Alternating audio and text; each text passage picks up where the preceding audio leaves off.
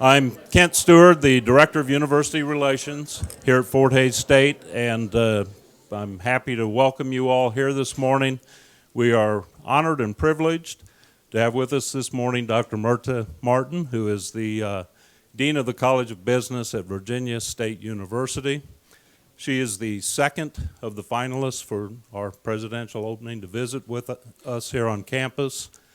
We have set aside this 30 minutes as a news conference, and in a minute she'll take questions from the media.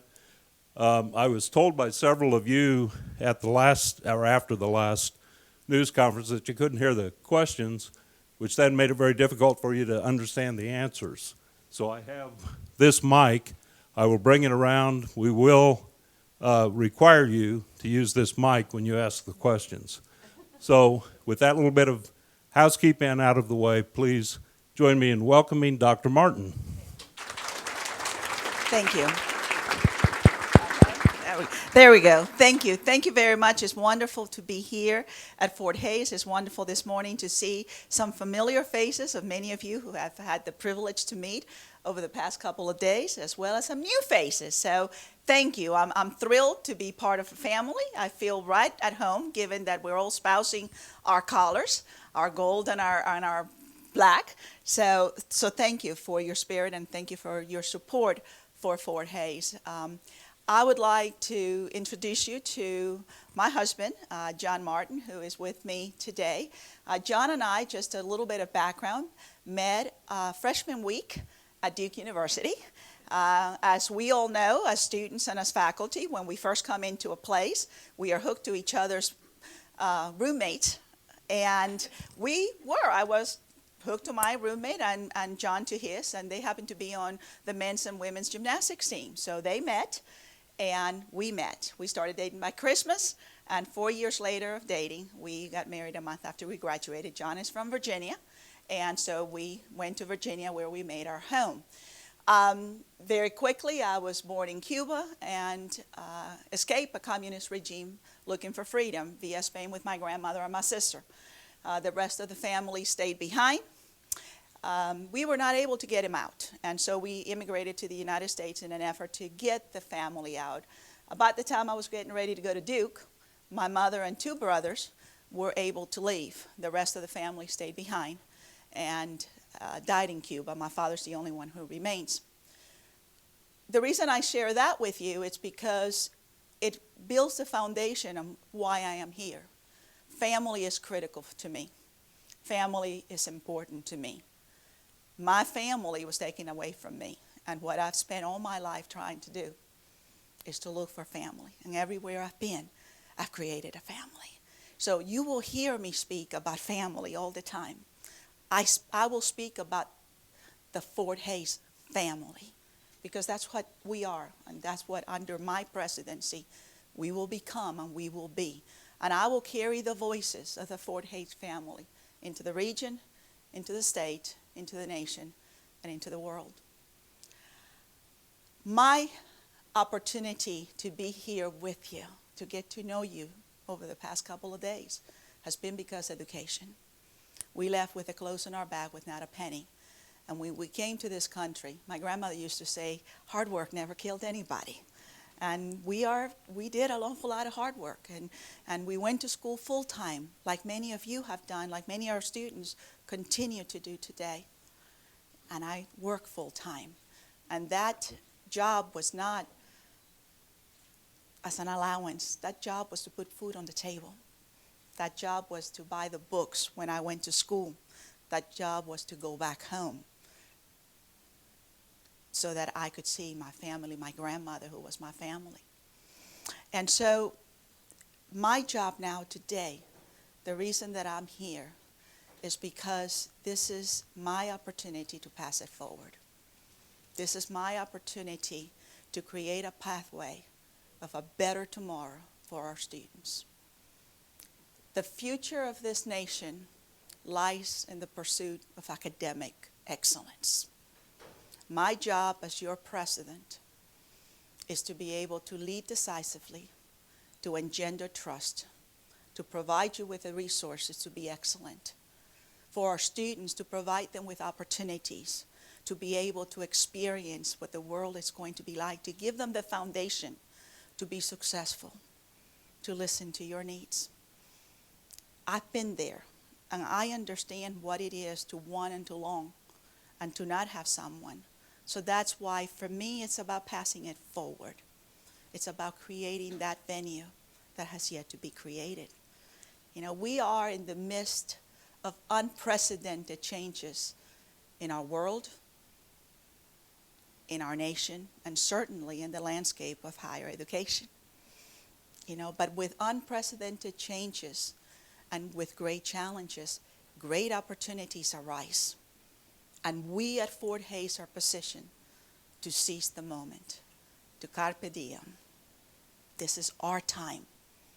Tomorrow will be a new tomorrow that will be filled with excitement, that will be filled with the opportunity to open yourselves and be part of the process.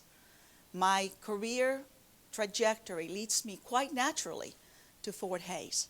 I started my career in the banking industry, and I left it as a senior vice president in charge of commercial lending. It was at a time of not unlike what we're experiencing today, of great volatility. And I was privileged to lead a multi-billion-dollar, multi-bank branch, multi-state enterprise, and make the transitions and strategic decisions decisively, but also successfully, because job one from day one was engendering trust. For me, where there's no trust, there's nothing. And so I bring people and seek their information, seek their advice. This is not about me, this is about us. It's not my way or the roadway, it is our way. We are a family. We're in this together. I will seek to earn your trust. And how will I do it? By coming out to you. In the banking industry, we were taught, I went through officer training school, and I keep saying, no, that's not in the military. That was actually for commercial lending. And after the 18-month schedule, the facilitator, the professor, said to us, if you know or remember anything about what you have heard and what you have learned over the past 18 months, remember this. The business doesn't come to you.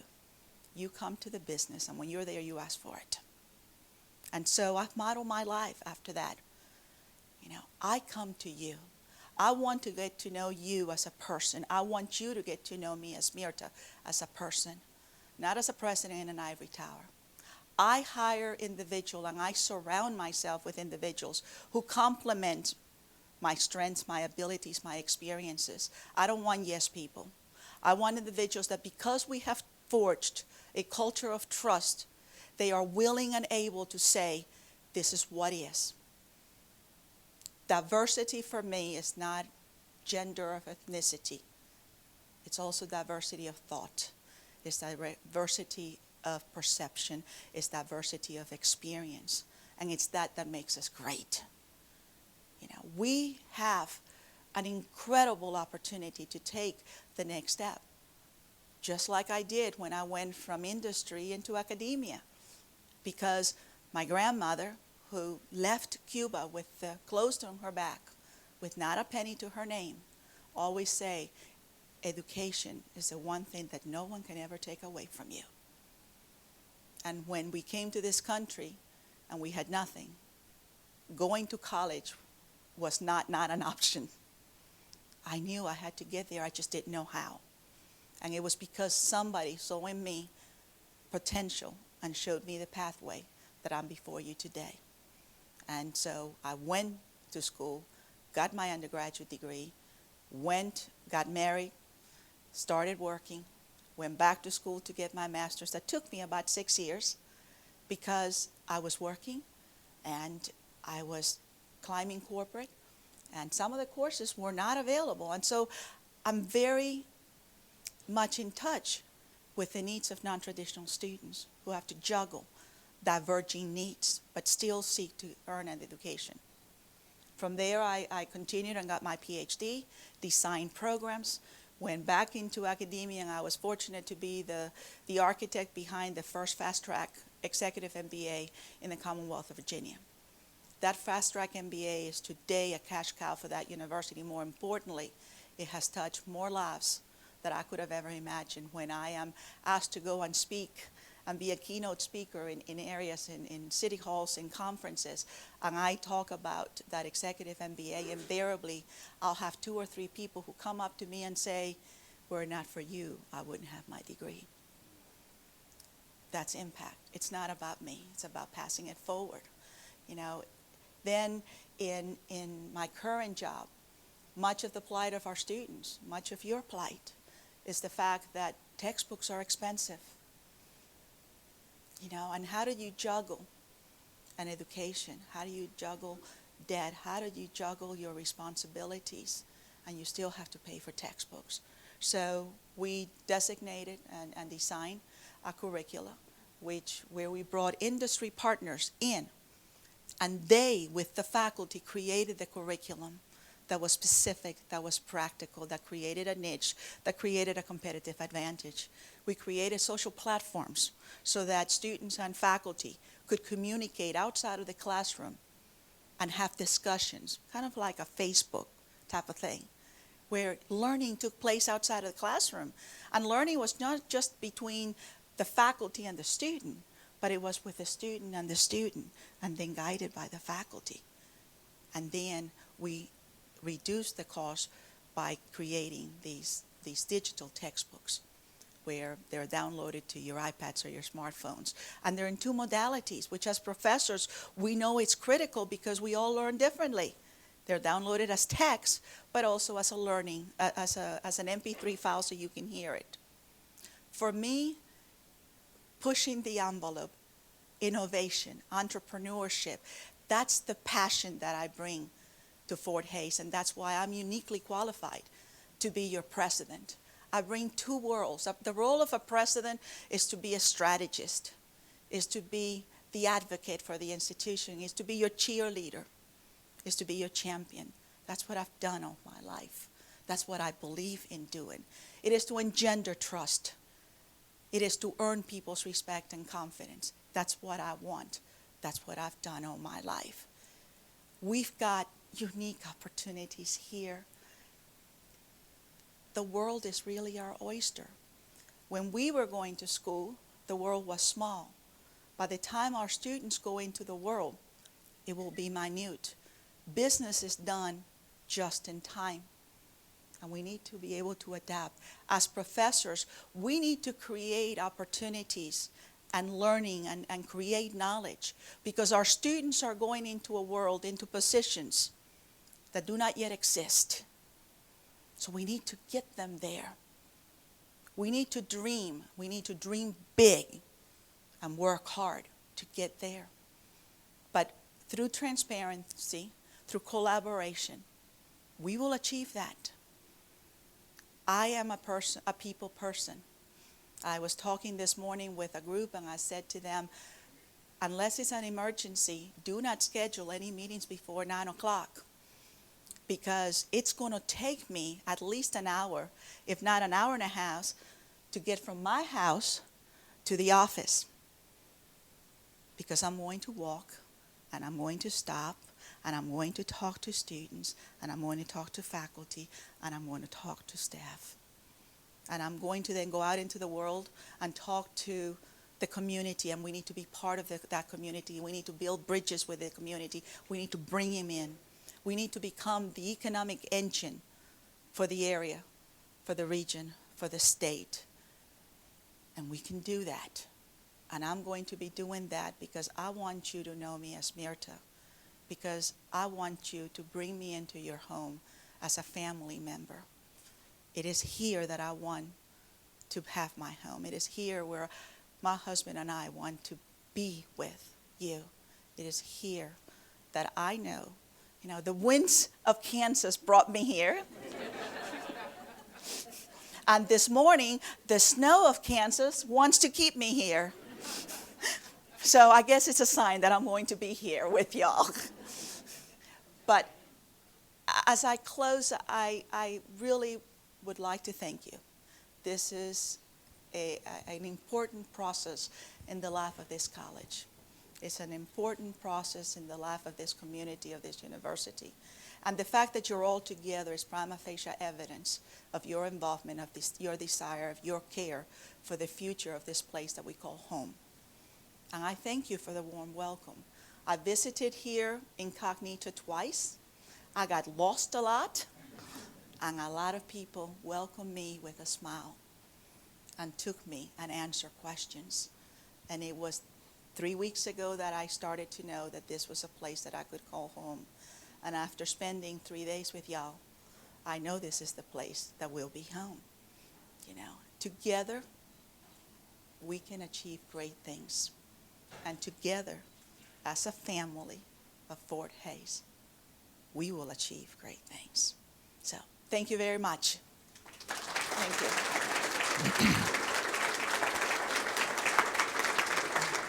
If you have a question for Dr. Martin, if you'd raise your hand, I'll bring the microphone to you. Dr. Martin, thank you for coming here. I have two questions, actually. The first is, what is the next step for Fort Hays State? And the second is, Fort Hays State has a history of international partnerships. What kind of experience do you have in that type of view in academic works? Thank you. I appreciate that question because it goes at the heart of much of what I've done all my life, which, you know, I unfortunately don't have the time to speak, and I wish that y'all had my vita, because you will have seen that everything I've done in my life has been about creating public-private partnerships. It's about creating international partnerships. It's about being an advocate with legislatures, at the legislature, with the legislators, with the governor, and also in Capitol Hill. I've done quite a bit of international, and even today, of international partnerships. And right now, the paradigm has shifted, whereas before, schools would partner with schools in an international sphere and would exchange students. Right now, what is occurring, I'm sure you all know, is the fact that countries, the value of an American degree is incredible, is superb. And so countries want to partner with us to bring their students to us. And whether it's Brazil, whether it's Mexico, whether it's Panama, whether there's some European countries, Casablanca, they will send, the countries in Morocco, they will actually designate funds and send students to specific locations. So we need to open the world to those countries so that we can have those partnerships. I think that it was extremely visionary to be able to form the partnership with China. It has served us well. That's our first entry into the world. Now the world has shrunk, and we need to expand into that oyster. So whether it's Indonesia, whether it is Africa, whether it's Central or South America, I've done those partnerships. I'm well able to do it. I've got contacts throughout the world. I've traveled throughout the world. When I was living in Spain, obviously, you know, the distances are not as great as they are here in the United States. So when you travel 10 hours, you've gone through 3 countries and 3 languages and 3 cultures. You know, I speak 4 languages. I've lived abroad. I understand firsthand the cultures of our countries. And that's what I believe also. It's incredibly important for our students to be able to experience life abroad, because you can read about it, but there's nothing like firsthand experience. I was listening yesterday to a group of students who had an experience in Peru, and they understood the value of their intellect. They understood the work that they did and how it impacted the human condition. You know, we as educators should be able to impart knowledge to the next generation of leaders so they too can pass it forward and improve the living conditions. As far as Fort Hays is concerned, next step, as I said earlier, I think the sky's the limit. It would be presumptuous of me, and it's not the way I handle things, to say this is where we will go. I have some ideas. But what I will do is I will come in and I'm going to listen to you all. And I'm going to ask you, because you're the experts. I hire people who complement my expertise. And therefore, if I hire experts, I have to defer to those experts, and I have to trust them. And we may agree to disagree, but we still will respect each other. So what I would plan to do, my first 90 days here, is to spend an awful lot of time visiting with you, getting to know the incredible, talented faculty, staff, and students that we have, listening to your concerns, listening to your dreams, and then together implementing those wishes. The vision is our vision. It is the role of a leader to set a vision, but a wise leader listens to its people, listens to its experts, and then together decides where together we will go. That's how I have handled my experiences, my leadership abilities, my leadership posts throughout my years. They have served me well. We have accomplished lots in my tenure, both in academia as well as in the banking industry, very quickly, because I relied on experts, because I believe in collaboration, because it's about us. It's not about me. And it's about us because it's about them. At the end of the day, our litmus test should be and will be, is what we're doing today in the best interest of our students. If that guides us, the sky's the limit. Thank you for your question. Someone else?